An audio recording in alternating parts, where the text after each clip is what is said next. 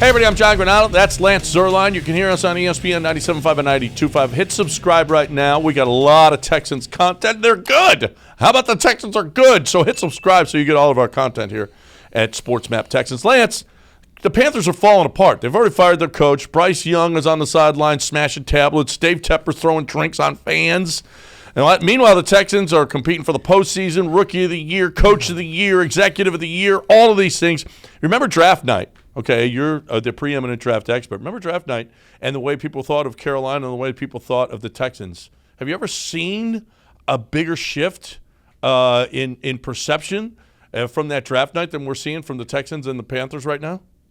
Well, Texans are tough because it was C.J. Stroud and Will Anderson. So you had picks 2 and 3. It wasn't originally like that. I do think there were questions about C.J. Stroud, and Bryce kind of eased into the number 1 spot where, there wasn't a lot of talk about who was going to be number 1 after, with about 2 weeks to go on the draft. It kind of eased in there. And now you look at that, and I mean, it is a nightmare in Carolina. You can't. Already the head coach has been fired. They've gotten away from the offensive coordinator. Bryce Young has just not been what you had hoped for. He's not getting any help from his offensive line. His owner is making headlines for all the wrong reasons. And here you have Houston, and C.J. Stroud sounds like a 5-year veteran. You have the entire situation. I mean, DeMeco Ryans has had a stabilizing effect. The ownership, people feel happy about the ownership. No more nasty tweets to the Texans social media account. I mean, that's probably the craziest thing. They've even forgotten to go, tweet hateful stuff and reply to Jack Easterby tweets now.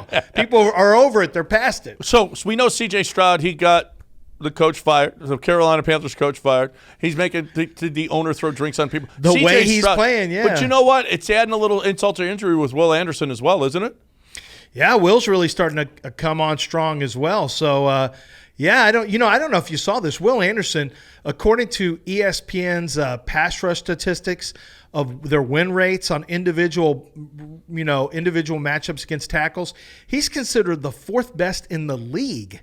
Will Anderson has the 4th highest rush rate in the league. So, yeah, and the guy who I guess we don't really know how the Stroud versus Bryce thing played out behind the scenes necessarily, but I can tell you this: the two people with having the biggest last laugh are Cal McNair and especially Nick Caserio. Nick Caserio, there was some heat on Nick Caserio headed into this year. There was thought that, hey, you're not DeMeco Ryans' guy. There's no reason DeMeco is going to necessarily hang on to you, and he's coming out of this looking great because his cornerback from last year, Stingley's come back, and he's played well since he's been back. You have your quarterback's going to be the offensive player of the year, and Will Anderson has done everything you wanted him to do, and then DeMeco Ryans got a chance to win. You get a chance to win executive, rookie, and head coach awards. Yep. Incredible season, and you look at Carolina, it's not. The opposite of that. No, it's not. So the Titans game, there were a lot of people there, but it wasn't packed. It wasn't full. What is it going to take? Is it going to be next? Do you think next year fans are going to be back the way they were when there was a waiting list? I think it takes beating the Colts and getting into the playoffs. Really? I think once you get into the playoffs, I think that next year it goes back to I waiting don't think list. that. I think they'll be back next year. I don't think you've got to make the playoffs this year for people to. Well, I know that it will happen if you make. You may be right. I just think if you do beat the Colts and make the playoffs, I think it's locked in. That's a lock. Yeah. But I think people. To me, I don't know about you. I'm fine with this. If they lose this game, I'm going to be like, oh wow, that stinks. But you know what? I never saw 9 wins coming. I never saw CJ playing this well. Will Anderson playing this well. Getting Tank playing this well, Stingley playing this well. I mean, I am thrilled about the future and another offseason to get more weapons for CJ or more defensive line help. I mean, I really, really am excited about this team for the first time in I don't know how long. I'm with you. It's been something else. And I do think that matchup against the Colts, though, is really important because you want to push that momentum forward. It'd be disappointing to lose the last game of the year and lose some of that momentum that you had built. If you lose, I mean, it still doesn't change. It's a great year. There's no question about it.